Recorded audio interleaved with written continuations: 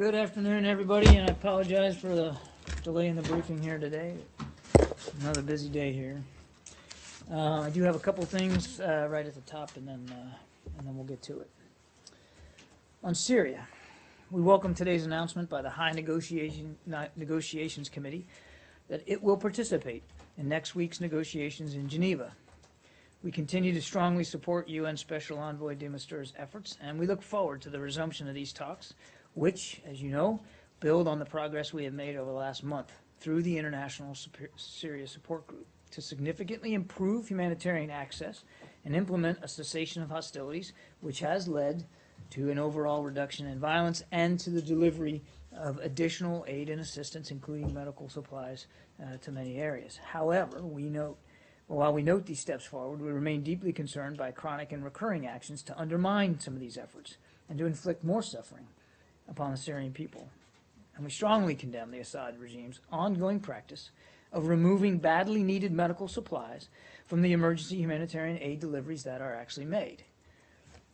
We also strongly condemn reports today that the regime has conducted airstrikes which struck civilian protesters in Aleppo and Dara, including the Arbayan Mosque, as the congregation was leaving. Now, these are clear violations of the cessation of hostilities and of the express commitment by the Assad regime to the United States and Russia as ceasefire task force co-chairs to provide full humanitarian access and to abide by the cessation of hostilities. Attacks against civilians and the denial of humanitarian aid needs to stop immediately, and we urge all parties, particularly Russia, to use its influence with the Assad regime to make this happen. On Libya, today and yesterday, the Libyan political dialogue met in Tunis and reaffirmed the Libyan political agreement is the only legitimate framework for bringing an end to the political crisis and military conflict in Libya, and urged the new government's leaders to begin their work in Tripoli rapidly. The United States welcomes the political dialogue's expression of support for Prime Minister al-Sarraj and the Presidency Council. We will support the Presidency Council as it takes the next steps to start working from the capital without delay. In addition, we join the political dialogue in urging all Libyan public bodies to make arrangements for the immediate, orderly, and peaceful handover of power to the Presidency Council and other Government of National Accord officials, in accordance with the provisions of the political agreement itself. We also note that the political dialogue expressed appreciation for the statement supporting the Government of National Accord cabinet signed by a majority of House of Representative members on the 23rd of February. As we've said before, we strongly support the majority of House members who took this brave step forward in the face of unacceptable intimidation and look forward to working with members of the GNA, Government of National Accord, the GNA's cabinet, as representatives of the sole legitimate government of Libya. As we have said, the United States stands ready to support the new Libyan government and provide humanitarian, economic, and security support to the government upon their request. We will continue to work with Libyans and the international community to support the Government of National Accord as it returns to Tripoli to help Libyans respond to the terrorist threat posed by ISIL, Daesh, and to de-escalate the conflict in the country. In South Sudan, the United States is appalled by the attacks on civilians, sexual and gender-based violence, mass pillage, and destruction of property carried out by the government of South Sudan and allied forces, which have been documented in the report of the Office of the United Nations High Commissioner for Human Rights. We have repeatedly called on the government of South Sudan and the opposition to end human rights violations and live up to their commitment to establish a transitional government as soon as possible. The U.S. Special Envoy to Sudan and South Sudan will be joining the Human Rights Council in Geneva next week to discuss an appropriate response with international partners. At this time, we urge the government of South Sudan to thoroughly investigate the atrocities alleged in this report and to hold accountable those who are responsible for these acts. With that, Matt? Just very briefly on Libya before turning to Syria, the EU, or there are rumblings within the EU that targeted sanctions may be coming if these guys can't get their act together or drop their, personal vendettas against each other and get together. Is this something the U.S. is also considering? I wouldn't rule anything in or out at this point, Matt. I mean, obviously, we're watching this real closely. We want to see, as I said in my topper, we want to see the process move forward, get them seated in Tripoli, get them the support that they need. That's where our focus is right now. I mean, I've seen reports of potential EU actions. I think we're going to reserve judgment right now until things can move forward. On Syria, did the Secretary speak to Foreign Minister Lavrov again today? Let me check. No, I don't have a call. Well, regardless of whether he did or not, Foreign Minister Lavrov today said again that the Kurds should have a seat at the table in the peace talks, and urging you guys Yeah. to put pressure on the Turks, presumably, to allow that to happen. Your position in the past, if I'm not mistaken, has been that there are some Kurds who are involved in the HNC, but that Right.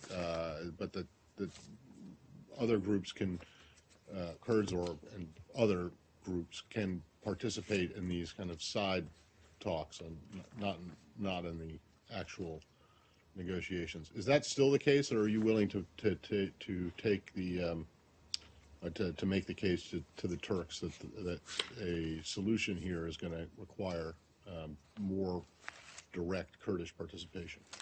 As I understand it, the invites for this next round of talks, like the last round, doesn't include the PYD as an invitee. And as the broader political process takes shape, as we've talked about in the past, we'll look for the right opportunities for how they can be a part of that process. I would tell you that, without question, Mr. de Mistura continues to consult with a wide range of Syrian groups that are outside the proximity talks as he begins to conduct them, and I refer you to him for any details that he might be having or may have had with the PYD or any group. But essentially, our position is the same. So you don't think, given their importance in all of this and their effectiveness that you even talked about Right. as a battlefield force, you don't think that they necessarily deserve a seat at the table from the beginning in the proximity talks? Again, a couple of thoughts here. This is obviously a decision that Mr. de Mistura makes and has to make. No, I get it. I get it. And they have been a part of consultations in the past. When they first started in Geneva, there were consultations with the PYD, and it's our understanding that that arrangement will be carried forward to this next round, and we're comfortable with that. But these are decisions that Mr. de Mistura needs to make, and we are going to respect the process that he's putting in place. But so are you willing or not to put pressure on the Turks to allow them at the table? We're not at that stage in the process right now. I mean, They say that you are, so you're saying no, we're not at that stage. we're right? not at the stage right now, and again, we're Where going to you're going to respect. put pressure we're on gonna- anybody. Look, I mean, we're very actively engaged as much as we can in making sure that the political process moves forward. But this isn't about putting pressure on one or another nation state or putting pressure on one or another group. We want these talks to be as productive as possible. But you're calling on the Russians to put pressure on the regime to stop these, the airstrikes. We're asking them to use their influence with the Assad regime. Exactly. So they're asking you to use your influence with the Turks, if you have any, to use your influence with the Turks to get the Kurds involved. I don't understand. You say this is not a point putting pressure. You're not the point of putting pressure on anyone, but that's what this entire process is. We are comfortable Right. in the process that Mr. de Mistura has put in place, and that the proper consultations with Kurdish groups will occur, as it has occurred in the past. And as I said, we're going to continue to look for opportunities going forward in this process to see if their involvement needs to change. It's a very fluid process, you know that, Matt, and it's just now getting restarted. And it's important for us. The main thing is to get the groups to Geneva and get these talks going, so that we can start to have some progress. But on this very point, I mean, there should not be any reason for the Kurds to be precluded from these talks. Being a sizable minority and being an effective fighter against ISIS and so on, and have a legitimate stake in the case, why should they be, other than the Turkish veto, why should they be sort of excluded from the talks? Look, I can appreciate that you want me to dictate here who exactly should be at the table and who shouldn't be. In principle, don't you agree with that? I won't do that. We're at a fragile stage here. and we're beginning to get these proximity talks now, or at the beginning, we're trying to get them started again. We want to respect Mr. DeMastera's position and his authority to conduct these proximity talks in the manner he thinks is best conducive to success. And so as we understand it, as the invites went out, they didn't include the PYD, as they didn't last time. That doesn't mean that he won't have consultations with them going forward. There's absolutely no question that, as Matt, gently reminded me, that I have said they have been effective going after Daesh inside Syria. And we respect that. But this is a different process than the fight against Daesh. This is a political process moving forward to try to end the civil war. And Mr. DeMastera knows what he's doing. He has a strategy for how to get these talks going again. We want to respect that. It doesn't mean that at some point in the future they won't be, that it won't be more inclusive in that regard. We're just going to have to see how it goes. Very quickly, on the issue of the airstrikes, you said that there were airstrikes near Aleppo and so on. Were these camps by at least what the Syrians claim to be ISIS supporters or ISIS camps and so on, or were they civilian areas? Well, as I said in my opening statement, our indications are that they were against civilian targets, or at least civilian targets were hit. What else was targeted, I wouldn't know. But we have enough information at this point. And I've been very careful and cautious about, getting into specific comments on this or that airstrike. But again, it shouldn't be lost on you that we felt comfortable enough with the information that we have at hand to know that civilians were targeted in this regard. Has there Not been just an hit, increase but in targeted. in these violations over the past, let's say, 48 hours to the point where they can jeopardize the talks going forward? Well, we certainly hope not. And frankly, that's one of the reasons why I felt compelled to mention this at the top of the briefing today, because we want it to go forward. And I would also, point to the HNC's statements that they plan to participate. So that's obviously an encouraging sign. So right now I see no indication that the talks are going to be affected by it, and that, obviously we don't want that to happen. Pam? A couple on Syria. First of all, the cessation, when it was launched on the 27th, was for a 2-week period, and now we're near the end of that. Secretary Kerry in his meetings with Saudi officials today, and then later he'll be in Paris. Is there any talk of ways to extend this? That's a great question. I think it's true that many members of the opposition, in their own mind, interpreted this as a 2-week process, to get us to the beginning of talks. And we have indications from most of them that they want it to continue. And so from our perspective, there's no reason for it not to continue, and we want to see it extended.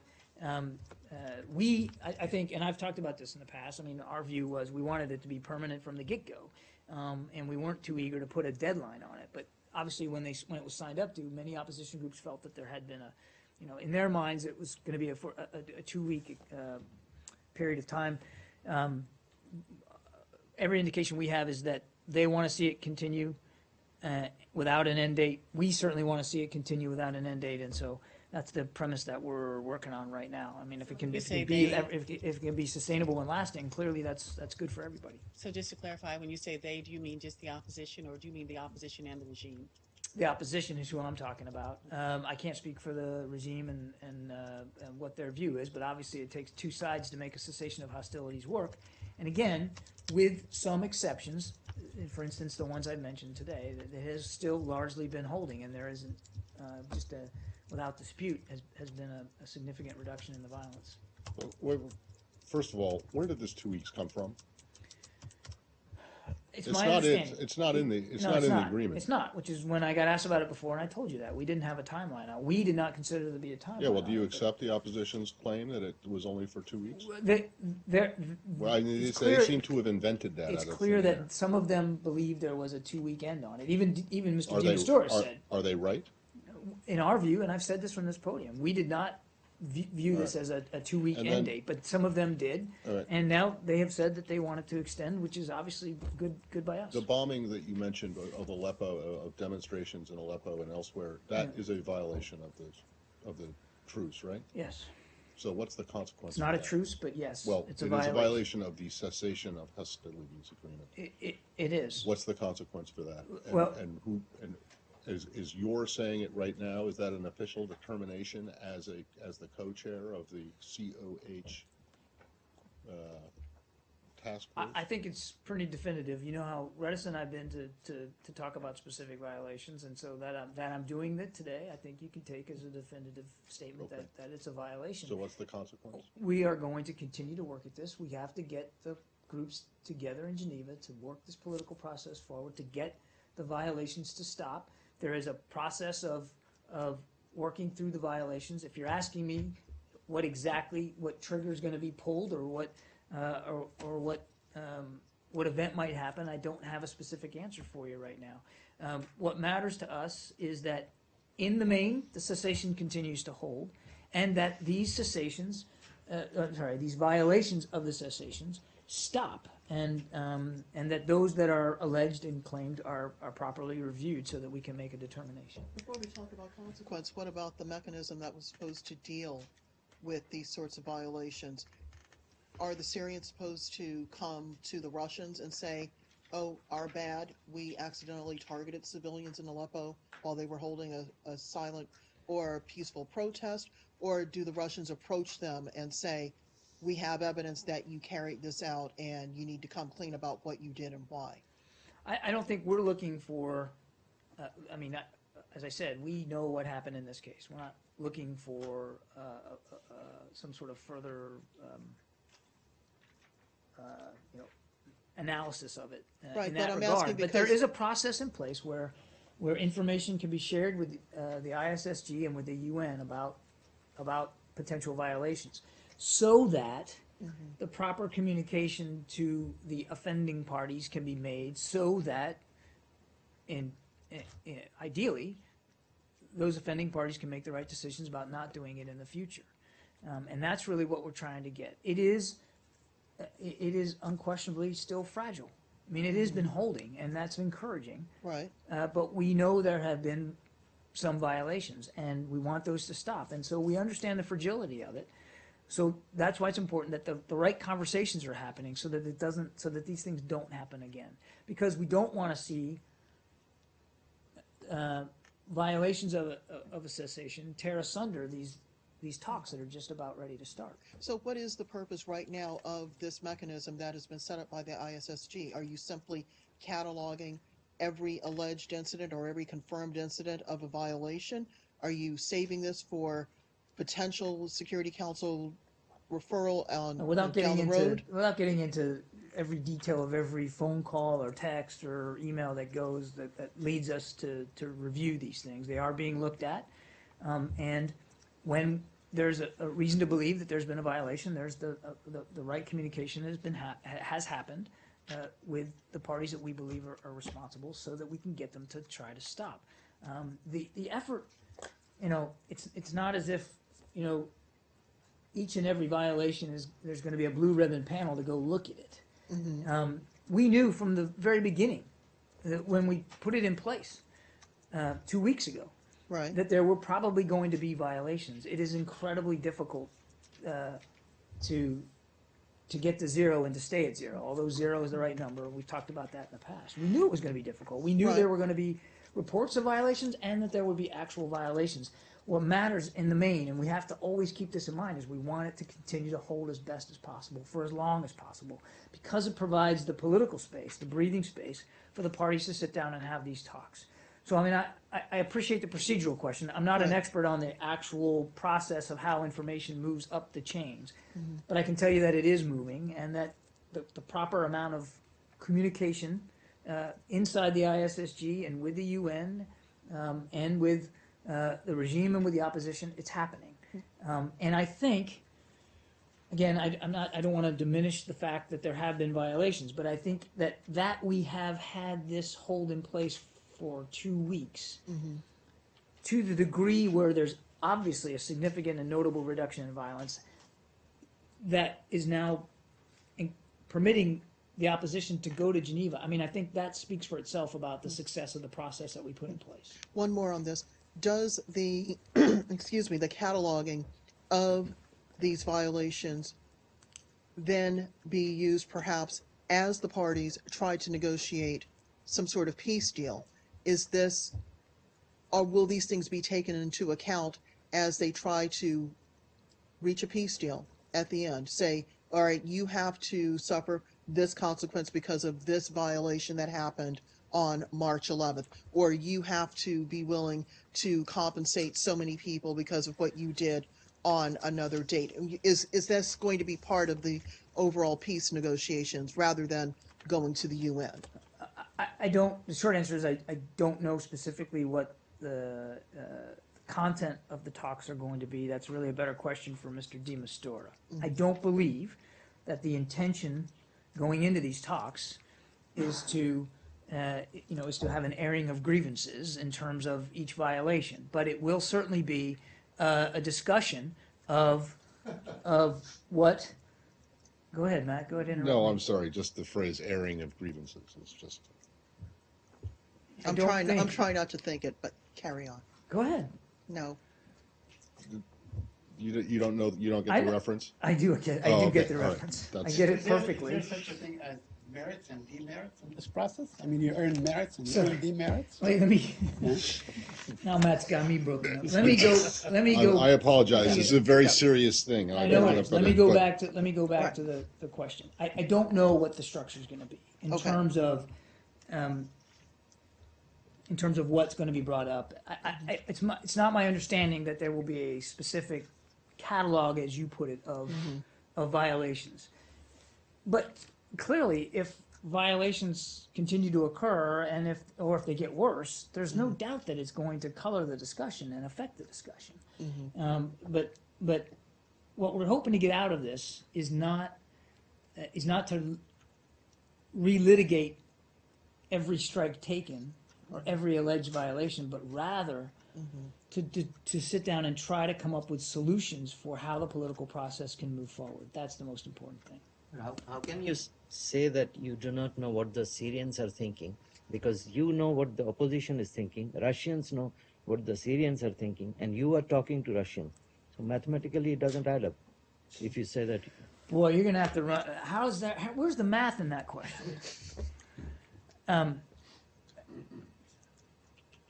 We are in touch with the Russians, and the Russians do have influence over the Assad regime. But if you're asking me, why we don't have perfect knowledge of what Bashar al-Assad is thinking on any given day or his approach to something, we have never had that kind of visibility, which is why Russia has been such a key partner in this effort, because they do have influence and they do have a relationship with the Assad regime. And yes, they can provide useful context about how they're wielding that influence and about some calculations of the Assad regime. But I stand by what I said about in terms of perfect knowledge of what Assad's thinking on any given day. Yeah.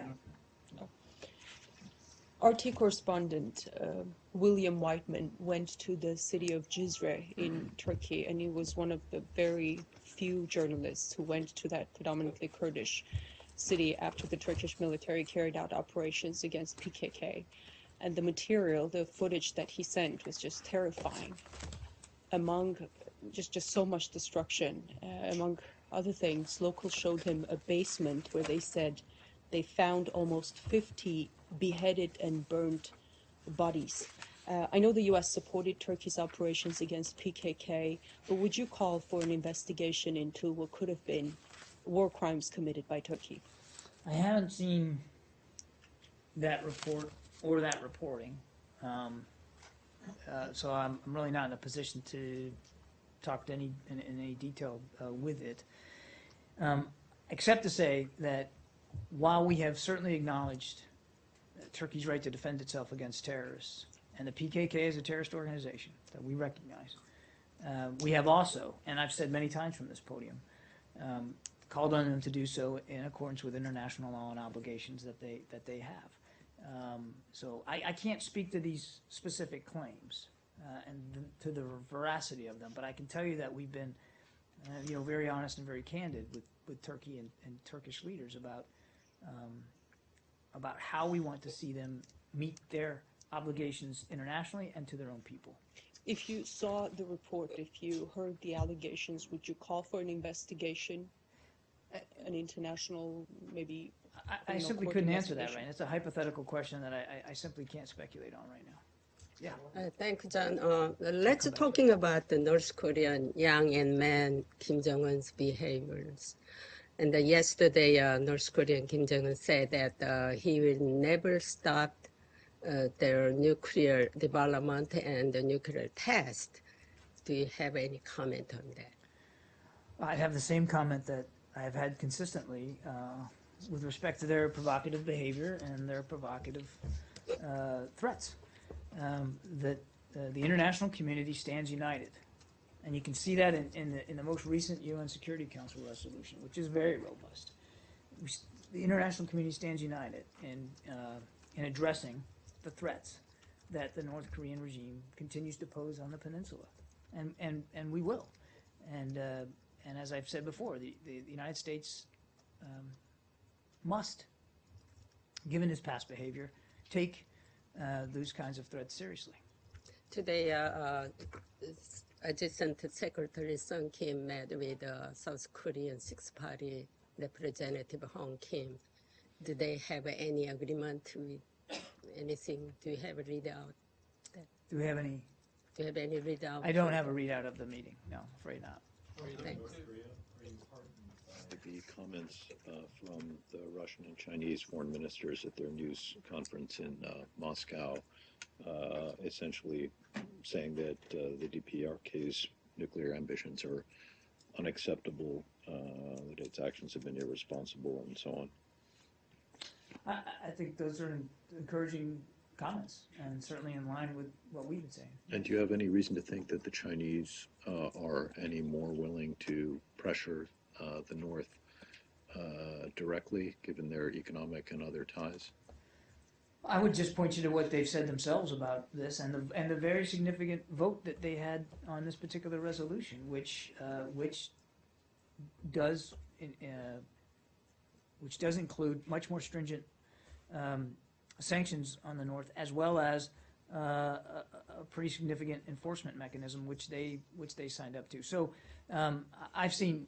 Let me put it another way. I've seen certainly no indication, and I've seen no comment, no reason to believe that the Chinese are any less committed to enforcing these sanctions as they voted for and signed up to do. You had a question about One on Myanmar. Oh, wait, I just have another question on the Chinese. They also said, while condemning the North Korean actions, they also said that they were opposed and will remain essentially forever opposed to THAAD.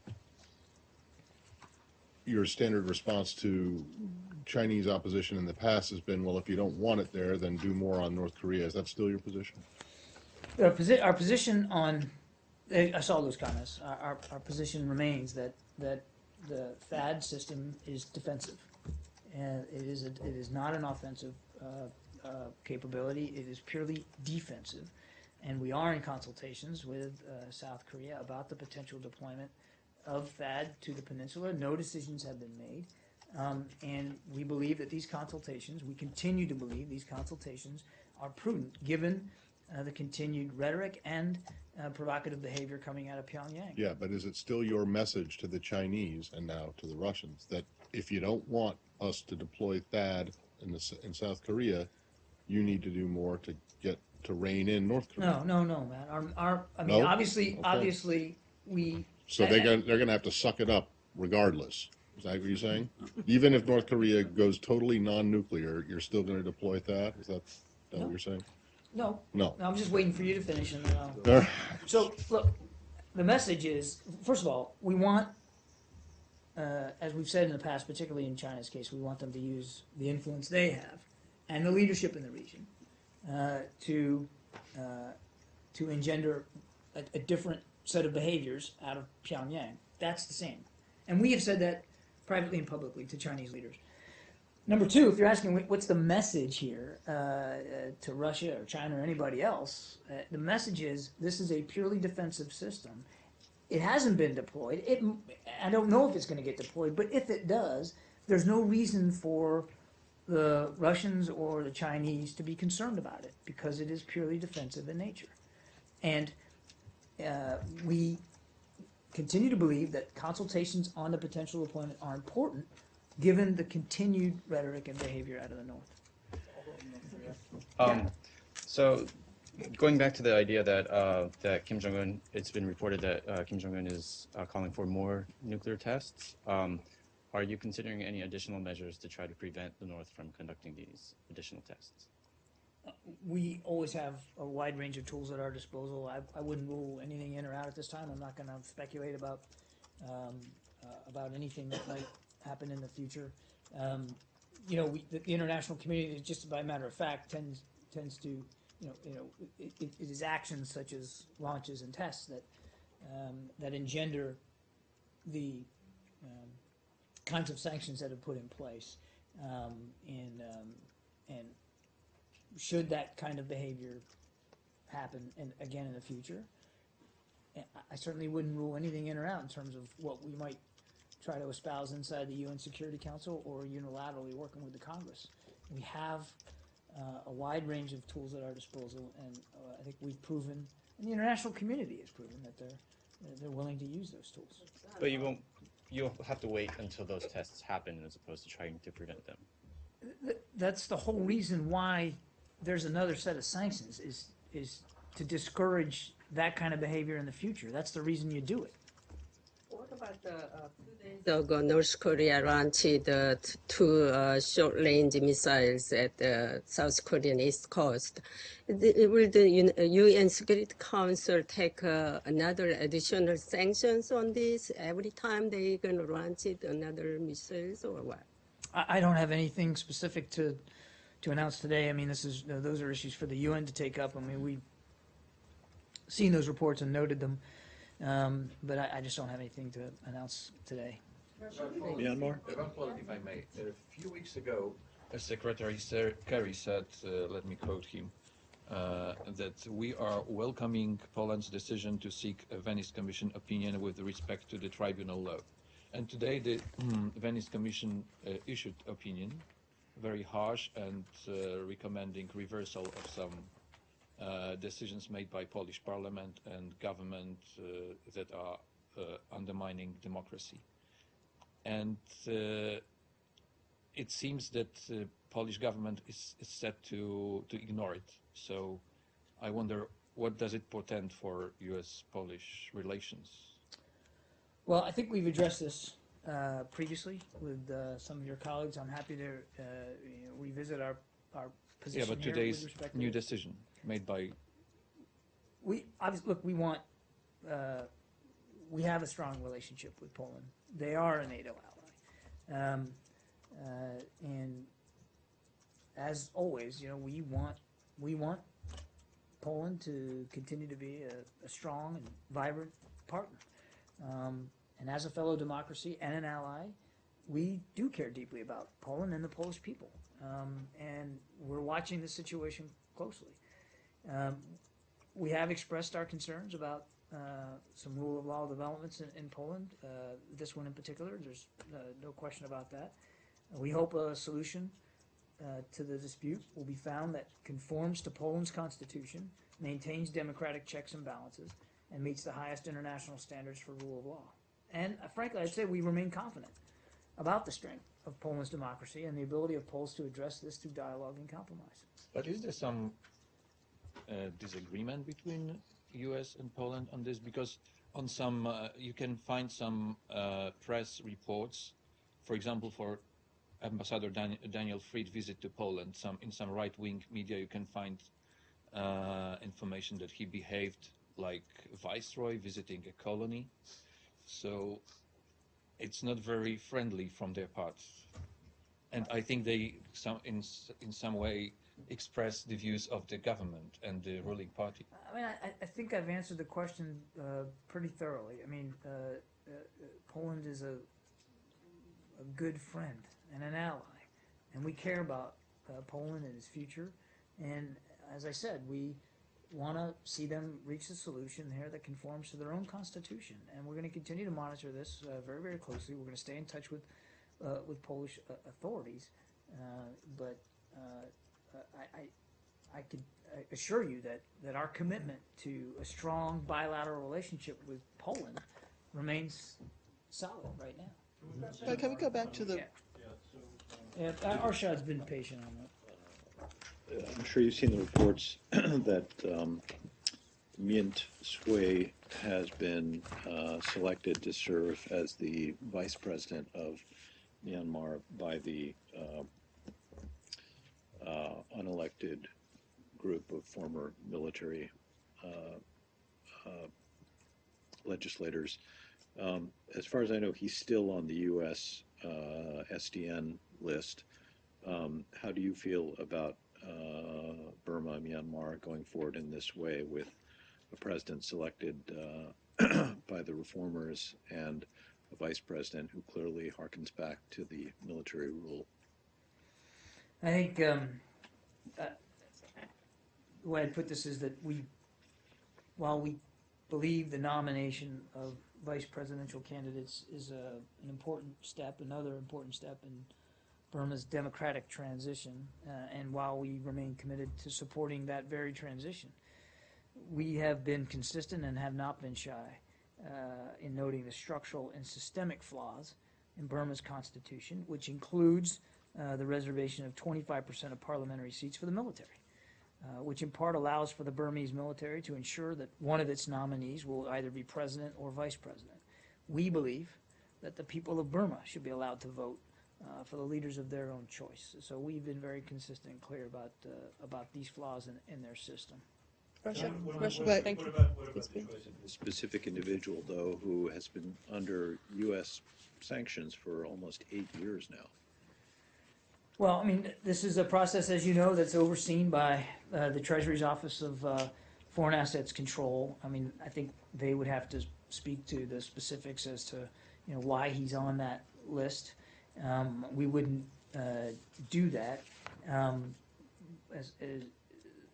As I understand it, people can only be removed from that list if they cease the sanctionable activities that put them on there in the first place. And again, that's a process that's overseen by OFAC. We don't control that here at the State Department. They investigate, they assess each case, Right, and I but- suspect that they still are. But again, we want to see the democratic transition move forward. We think that's healthy for Burma. There are flaws in that process. We have noted that we have conveyed our concerns about to Burmese leaders, and we're just, we're going to continue to watch. Are you going to deal with him? Are the sanctions any impediment to your dealing with him? Again, I think that's a better question for the Treasury Department, which maintains the list and does the assessment about who's on it and who's not. I have seen nothing that says this individual is going to be taken off that list. But again, you have to talk to Treasury about that. No, I mean, he's going to be the vice president of the country. Presumably, your diplomats, not the Treasury Department, are going to have to make a decision about whether this guy is to be dealt with as a legitimate, a credible, senior Burmese government official. I don't have any Has there been a- announcements or decisions to read out today. We have made our concerns known about this individual and this process, quite frankly, and we'll monitor it going forward. And if we reach a decision point one way or the other, well then, we'll talk about that. John, at I the actually time. have a question. I'm on deadline. Hang on. One on Russia. I'm actually on deadline. Could I ask you my question, please? Sure. It goes back to the president's interview with the Atlantic magazine. Let's stipulate first that the president can say whatever he or she wants. The first question I have is, did Ambassador Barzun have a particular message for his British counterparts in the Foreign and Commonwealth Office about the president's description of David Cameron's state of mind, to-do list, agenda in that interview? We do know that he had conversations with people in the FCO. I'm not aware of any specific discussions that have been had between our posts and embassies and foreign governments or foreign leaders in the last few days, specifically with respect to this article. I'm simply not aware of any. So you're not aware that anyone has contacted any officials in any of the embassies, whether in London or in Paris or in Rome, about the tenor of the president's comments? I'm not aware of such discussions.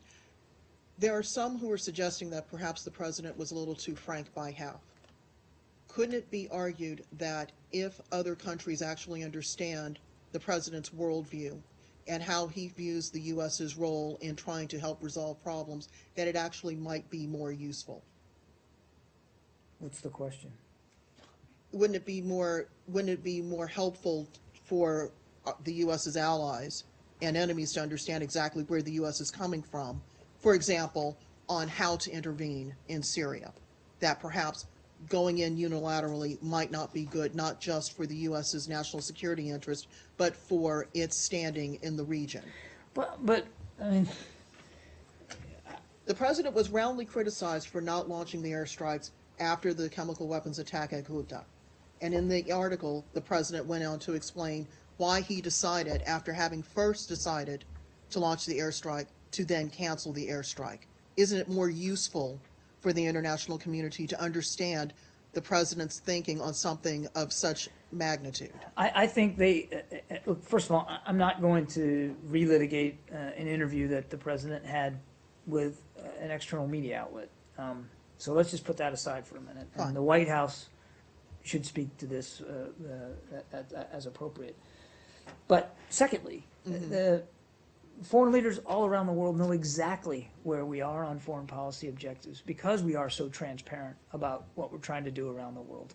And because we have so many posts and embassies and great qualified diplomats who are able to communicate U.S. foreign policy goals and objectives with the host governments with which they work. I mean, that's the art of diplomacy. It's the act of statecraft. And we do that every single day. And we do it in ways big and small, in many ways that nobody ever gets to see. The secretary is on the road right now, as you and I speak, on his way to go deal with significant issues in the Middle East. Syria, Yemen, Libya, obviously are all on his agenda.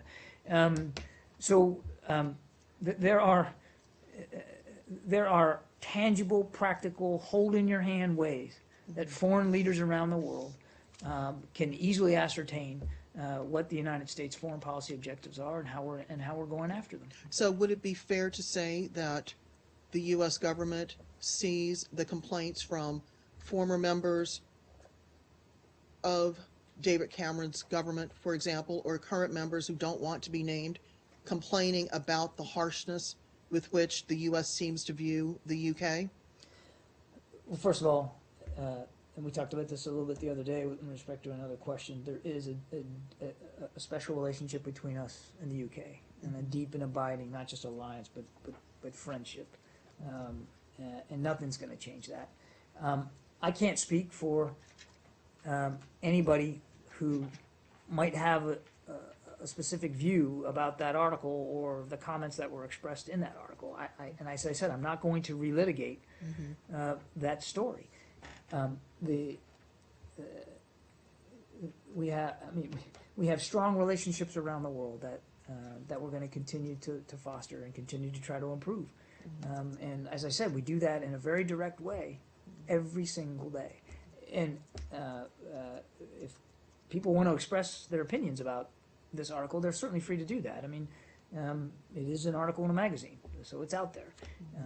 But what we're doing, what we're focused on here, is advancing the president's foreign policy objectives around the world. That's why Secretary Kerry is not here today and on the road, and that's why so many people here at the State Department today, right here in Foggy Bottom, are working doggedly to try to make sure that we're looking after the interests of the American people. John, can I just point out that you can say all you want that foreign governments and foreign leaders should know and have all the evidence before them to know exactly what U.S. foreign policy strategy is, and that you're the most transparent, whatever, in describing them, but they don't feel that way, and a lot of people in our position here don't think that it's completely transparent or transparent at all. There are many areas of the world where U.S. policy where U.S. policy is not clear and is not transparent. And people and the magazine article that you're talking about here reflects a lot of that.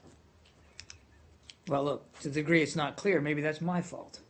Well, no, it's not just you. But I mean, it's not just me, but it is it's not me. you. It's the White House. When I met you, I get it. was I the- get it. Hey, look, I it get was it. the I you get it. meaning the entire administration.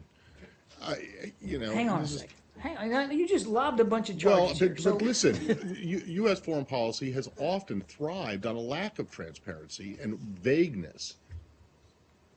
It's just a fact. It has. For example, Kissinger's secret trip. To China, there wasn't a whole lot of. I'm I not mean, we at can all- go back. We Wait, can wait, go wait, back to 100 years or more. Okay, well, I mean, I'm not going to relitigate 100 years of foreign No, policy. and I'm not asking you to. And I mean- just think that you come out and make a broad statement about how everyone should, no foreign leader should have any problems understanding the goals of U.S. foreign policy because you're incredibly transparent. And I just, you can say that, but it can't go unchallenged because a lot of them don't think that. I like it when you challenge me, Matt. But that doesn't mean that I agree with you, and I don't agree with you on this. Okay. Look, I mean, you don't are think you that saying? people are confused about what the U.S. foreign policy objectives are? Look, there are constant discussions we have every day with foreign leaders about what we're trying to achieve. And I'm not going to lie and say that there isn't Good. disagreement, that people don't necessarily see things the same way we do, or that there's maybe some leaders that want more information than maybe we're willing or able to give them. I mean, that obviously we have an obligation as well. I don't know how much we've talked in this room about operational security in light of the, making all those emails public. We have an obligation to protect sensitive information, and that's how you look after the American people. But in general and in the main, the art of diplomacy and achieving foreign policy objectives is through conversation and dialogue, and as much transparency as possible. And don't sit here and tell me that this is not a transparent institution here at the State Department. I mean, we brief every single day. You are able to come in here every day and harangue and harass me. And I keep standing up here and taking it because that's what we do. We are accountable to not just the American people, but to people all around the world for what we're doing. And we're not afraid to answer these tough questions. Well, when you answer the questions, though, you don't often give substantive answers. You say, how many times in the last month, how many times this week alone have you said, I'm sorry, we're not going to get into details of our diplomatic conversation? There are things we need to protect. But they're diplomatic conversations that we're having with foreign leaders. So back to your original charge that they don't know what we're thinking, they do because we're sitting down and talking to them. And it does us little good in the end to go then and read out every single detail of every conversation to you, the press, as we have them, because it might render moot the entire discussion. Right, It might but that's actually not put the diplomatic initiative and effort under more But pressure. that is not transparency. It is as Diplomacy- transparent as we can be. Diplomacy works when it's secret. Some, yes, No, pretty much all of it. some. But secret from whom? From you? From the world at large. Yes, From exactly. us, but also Exactly, from secret a from great you. deal of foreign leaders. And no one's saying you're not more transparent than North Korea or something like that. No one's saying that. But you said we're not transparent. You didn't make a I'm comparative. not saying you're you said not we're transparent at all. You're boasting about the fact that you're incredibly transparent are. and that everybody knows what you're doing. Well, I just I don't said, think that's the not, case. now you're exaggerating my quote. I said there's no reason for foreign leaders not to be able to charge. They don't understand American foreign policy because we do explain it as best we can, and we are transparent, and we do energetically advance our interests, and we do it openly and candidly and honestly. And this forum is one of the ways in which we do that. Can I change topics and possibly get a transparent answer from you on the It'll be Well, you just- on the I Palestinian got issue? money. I got money on this. So let See me how say- much. You just How assured transparent yourself. your to answer be- is going to get. Now, the departing Secretary General of the Arab League a couple of days ago said that when he spoke with Fabio, former Foreign Minister Fabio in London a week or so ago, he gave him 3 points for an international conference, peace conference, premised on the two-state solution. That one, there will be a conference convened by the major powers, including the 5 permanent members and so on, but will not include Israel and the Palestinian. A second meeting that will include Israel and the Palestinian. And the third will be a conference that would bring everybody into the fold in next summer in Paris. Do you have any comment on that? Are you aware of these points? Do you agree with them? We are aware of the French proposal, and we are reviewing it. I am not going to litigate here in front of us, in front of everybody, our views yet. We are still taking a look at this French proposal. I will tell you, though, without getting, into decisions or analysis that we haven't made, that we continue to be committed to finding a two-state solution. But, in light of the latest development, where, the Israelis and the Palestinians are somewhat intransigent, and you are unable to broker any kind of face-to-face kind of dialogue between them. The vice president went there, he was faced with terror, he was faced with obstinance by Israel, he was faced with all kinds of things. He was not able to get anywhere. In fact, there was, he complained about the settlement activities and so on. So in light of this situation, why not support an international conference that can maybe bring everybody into line on this issue? Again, we've made no decisions about the French proposal. We're reviewing it. Nothing has changed about our commitment to what the end game here ought to be, which is a two-state solution. And I won't get ahead of where things may go or what policies may be pursued. Again, we've been very clear about what we want to see. I understand, but my last point on this, I promise it's my last point. I mean, when presidential hopefuls, get up and say that maybe the occupation ought to stay on for another 30 years and 40 years, and there is no light at the end of the tunnel of this occupation that has gone on for 50 years for the Palestinians. How do you deal with such a frustrated situation when obviously we don't want the situation to go over a cliff or for violence to take another spike or perhaps even a third intifada and so on? I mean, what would you do to basically assure the Palestinians that there is hope at the end of the day that this occupation will end?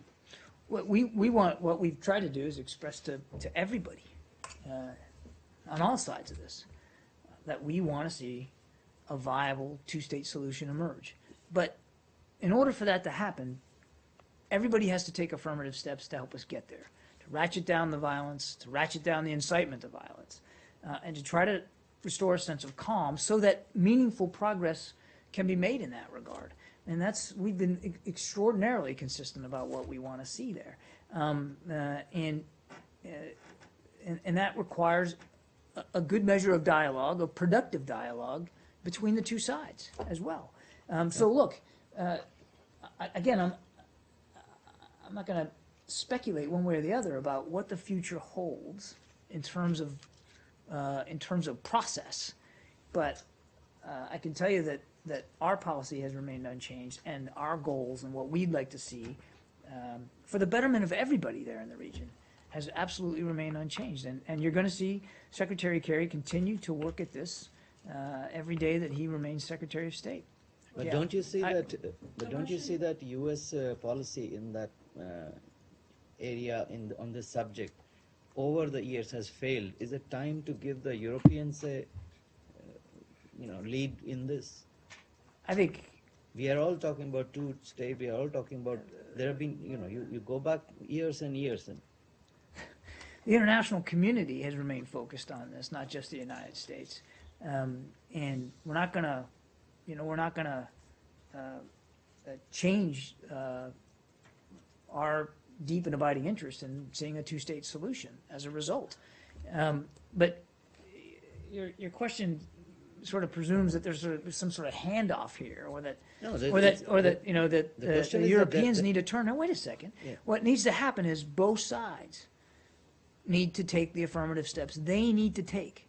They need to take to reduce the violence, restore a sense of calm, stop the incitement to the violence itself, and to try to prove that they are willing and able to advance a two-state solution. I mean, it has to start with them. Yeah. The Russian Foreign Ministry says Russia has repeatedly requested information about the investigation into circumstances of Mikhail Lesin's death, and the Foreign Ministry says U.S. authorities have not provided any substantive information on the subject. It's been 4 months since Mikhail Lesin was found dead in a D.C. hotel. Do you know why it's taking so long to provide that information? I'm not going to speak to an ongoing criminal investigation. What I can tell you, I mean, I've seen those comments. What I can tell you is that my understanding is that that the Metropolitan Police Department is still investigating this, that they have provided information to the Russian government. We have, at the State Department, tried to help facilitate those conversations, and will continue to do so appropriately. But my understanding is that information has been provided and shared, and I'm sure will be appropriately going forward. Information on the investigation into his Yeah, death? to the degree that they can and they're able to. That my understanding is that they are. What? It's an ongoing investigation by the Metropolitan Police Department. Do you know what? So you're not aware that they determined that he was killed? They have not Or determined that a that. right? crime may have been committed? Okay. I use the word criminal investigation inappropriately. It is a investigation by the Metropolitan Police Department. Let me correct my transcript right now. That investigation's ongoing. I'm not going to get ahead of it. Do you, are you saying that the U.S. intends to stay in contact with Russian authorities on this investigation? My understanding is, I cannot speak for the police department. My understanding is that they have shared information with the Russian government, and that we have helped facilitate the sharing of that information, and I would fully expect that would continue going forward. What kind of information? I'm not going to get into Did that. I say that? I'm not Can going to you- get into that, and I think you can understand why I wouldn't. Can you, just so we're clear, because they are, I think it was the Kremlin spokesman who was saying that they had not gotten substantive information. Can you at least address whether the DC authorities' public statement yesterday from the coroner's office and from the police that this man died from blunt force trauma or blunt injuries has been conveyed to them kind of officially or formally?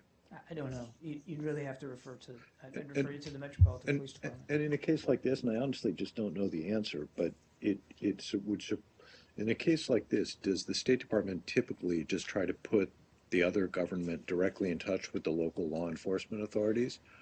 There is in this particular case, as I understand it, there is an avenue of direct communication between the police department and the Russian government. I don't know what form that takes. I don't know who that is. Again, you'd have to talk to DC police. So you guys don't want to be in the middle of that? There's no reason for us to be. We have helped facilitate that connection, and we'll do so going forward if it needs to be, but that connection exists and it's important for it to. And then last thing, do you have any information about why Mr. Lessin was here in the United States? What he was doing? Did he have a visa to be here? Do you know anything about why he was I'm here? afraid I don't. I really don't. Listen, guys, I gotta go. I'll take one. One more on Honduras. Russia? All right, I'll take two more. Go ahead. And then Yesterday, Mark said that during Secretary Kerry's conversation with Lavrov, the case of a detained Ukraine female pilot came up. But my question for you is, did the case of Russian embassy in Kyiv being attacked by protesters who are calling for the release of the pilot being discussed? And then what's your take on that? We've seen the reports of violent protests at and around Russian diplomatic and consular facilities in Ukraine, and also at Ukrainian facilities in Russia, some of which have reportedly been vandalized. We condemn any violent acts or vandalism directed at diplomatic or consular facilities, whether in Ukraine, Russia, or anywhere else in the world, and we've been consistent about that. We call on the people of Ukraine to express themselves peacefully, and we call on Ukraine security services to continue to uphold their responsibilities under the Vienna Convention for the Protection of Diplomatic and Consular Missions. Did that come up during the Kerry and Lavrov conversation yesterday? I don't have additional information to read out from that particular conversation. And then another question is on Afghanistan. Afghan news reports said that during a recent video conference between President Obama and Afghan leaders, President Obama asked the CEO Abdullah not to interfere with the Afghan president's constitutional powers. My question for you is, was there any disagreements between the U.S. and Afghan regarding the peace process and the input from the CEO? What I would tell you is that, again, without getting into details of conversations in another arm of government here, the President regularly speaks with President Ghani and with Chief Executive Abdullah to discuss security, governance, other bilateral and regional issues. We were pleased to see the recent agreement on the Afghan government's appointment of a new Attorney General a new Minister of the Interior, and new leadership of the High Peace Council. We continue to support and welcome cooperation between President Ghani and Chief Executive Abdullah in advancing the National Unity Government's reform agenda to bring security and stability to the Afghan people. Say that wasn't particularly Transparent? at all, was it? He didn't say whether the United States complained to the CEO that he was interfering with the president's constitutional duties. I'm not going to read out details from the president's call. Come on, Matt, you know I can't do that. Okay. So your definition of Honduras transparency is actually is answering everything If you the want question to is, know. well, yeah, sure. If you want to just put the book up on Would you like the that? screen, that's fine. But no, I'm just saying answering the Of course question we have that to protect that is asked is transparent. Anyway, I that's respond not to my. every question that's asked of me. Yes, you Response do, is not but an answer. exactly, a You response could is not just stop definite. with yes, you do. Anyway, Honduras. I asked you a couple times over about the investigation and what you think of it into the murder of this woman activist. I do not have an update. I mean, Well, we are it's in just, close and touch. but a whole bunch of groups, people who are interested in Honduras and Latin America, have written to the secretary asking for the U.S. to explicitly support an independent investigation, not a Honduran police investigation I'm into this not- murder. Can you not aware of that. find out if, I'll look into it. one, the letter's been received, and two, what your position is on We'll look into whether you would support an independent Yeah, I just don't know. I investigation? haven't seen that letter. We'll look into it. Thanks, everybody. Thank you. Gotta go. Have a great weekend.